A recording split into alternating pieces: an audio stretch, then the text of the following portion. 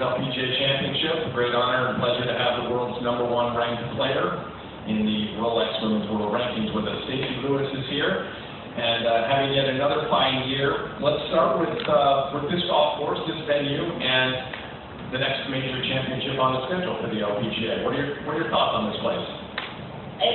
This is a great venue. It's a golf course we should be playing on. It's the type of course we should be playing, and it's going to be hard. It's going to be a great test. I wish we were coming back, really. I wish we weren't here for just 1 year, but it's a great course, and I'm excited to play it. You said wish we were coming back, so I'm going to actually follow up with that topic and get that out of the way. The LPGA is leaving. You've been a big part of the promotion because of KPMG's involvement with where this major championship will go in the future. Can you give us some thoughts and an assessment of elevating the major championship and leaving a place as comfortable as Rochester has been for the LPGA for so many years? Yeah, I mean, it's the opportunity with KPMG was one I think we could have turned down, but I hope everyone leaves this week and goes into the week not saying, how sad it is that we're leaving, but thanking Wegmans and thanking Rochester, because that's what we should be doing. We should be saying thank you, because without Wegmans for the last 30-something years, we don't have the opportunity we do with CJ America and with KPMG. So instead of just everybody talking about how sad it is, I think we should be celebrating. How many tournaments on the men's or the women's side can say that they've been in town for 38 years? There's not many. So I'm more here this week to say thank you to all the people. And I don't think it's the last time we play in Rochester. I think down the road, I think we'll be back here. We'll take some questions, so if you want to raise hands, we've got microphones, and Stacy will take those. 11th week at #1 since you reclaimed that from Indy Park. How are you different now as the world's #1 than you might have been the last go-around? And is it easier? I don't think I'm any different. I think I'm more comfortable here. I think I'm more prepared for everything that goes along with it, more ready for all the questions and all that stuff.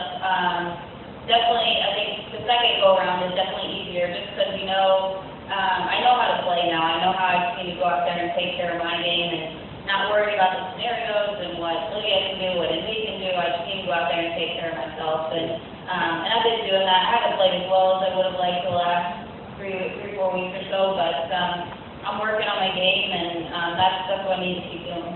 Take some questions. Start in the back. What do you think about the getting into the greens here and how a lot of them are raised up from the fairway, and how does that affect your strategy? Well, prior to today, it was actually kind of nice that the greens were elevated because it was taking some heat off the ball coming in. But with the rain last night, the greens are a lot softer. So now you have to be a little bit more aggressive into the greens, carrying the ball a little bit further. But it's a fair test. It's not a goofy golf course by any means. I mean, if you hit a good shot, you're going to get rewarded. So I like the golf course. I think it's going to lead to especially the last 4 holes are going to lead to some good golf coming in. Other questions in the back? We have a microphone going around. Yes, let's go right there. Does this year seem like some sort of a breakout year for the LPGA and a real point of departure from, say, 5 years ago when things were at a low point? Yeah, I think on and off the golf course, it's a breakout year. You look at all the Americans we have playing well, that certainly kind of helps the momentum, but then you look at the sponsors and the partners who signed with our tour, and increasing events, increasing purses, giving more girls an opportunity to play. That's what we're trying to do. And so on and off the golf course, they're kind of correlating and going together. And we're seeing that more people are paying attention to us, more media, more fans, and we're heading on the right track. Do you have a follow-up on that, or no? Okay. Question in the front. You mentioned American success. The international run didn't go the way you wanted, but Americans are doing well individually.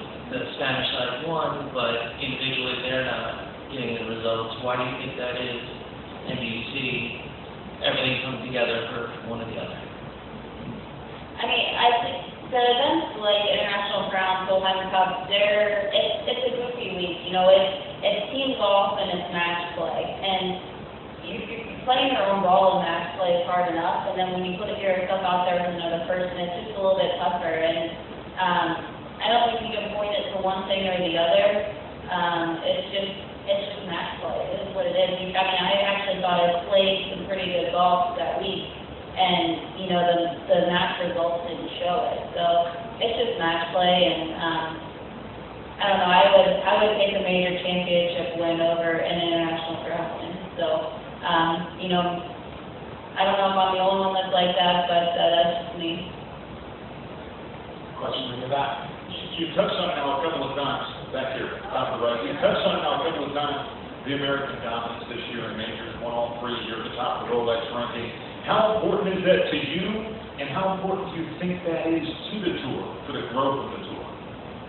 Well, it's a great thing for the tour. I think Americans playing well, your stars playing well, it's a great thing for our tour. And, you know, it's something that hasn't been done in quite a few years, and it's been great to see. You know, it's been great to see Lexi get that major win. Even better to see Michelle get the win at Pinehurst. And you know, I would definitely like to add my name to that list and get a major win. You know, that's what we're all out here for. So it's just great. I love seeing the young kids. If they're going to come out when they're young, let's see them be successful. You know, and that's what I like seeing. You know, Lexi, Jessica Porter, especially getting some wins. I was asked earlier about the topic of see why it's different out here from my perspective in an interview that I was a part of earlier.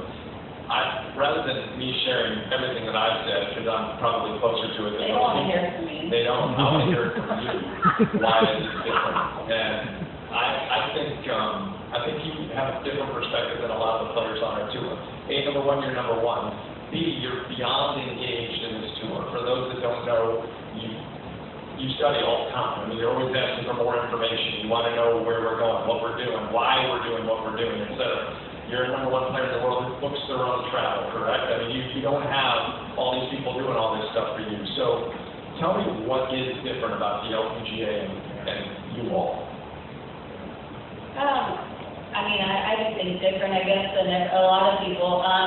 But I think our tour is different because we realize how important our partners and our sponsors are. And our job is to play good golf, but we have to be able to support the tour and bring our partners in. I mean, I think I have 6 tournaments now that I'm tied to, whether it's through one of my sponsors or where I'm from. You got a lot of logos. I got a lot of logos. But I'm pretty proud of the fact that I've brought partners to our tour that are now title sponsors of events. I mean, that's something I'm pretty proud of, and been able, to show them why it's different out here, and to show them just in the way I do things, and the way I act, and the way I play, that it is different out here. And I don't think you can point it to one thing, but it's just the way we do things. Do you look at it as an obligation to be engaged as you are? I want to share a quick story.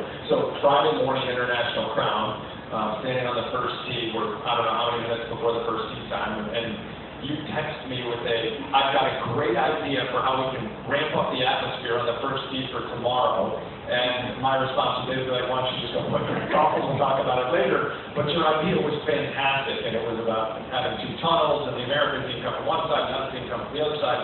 I mean, that sort of stuff, you've got a responsibility to play golf, yet you're so in tune with everything else.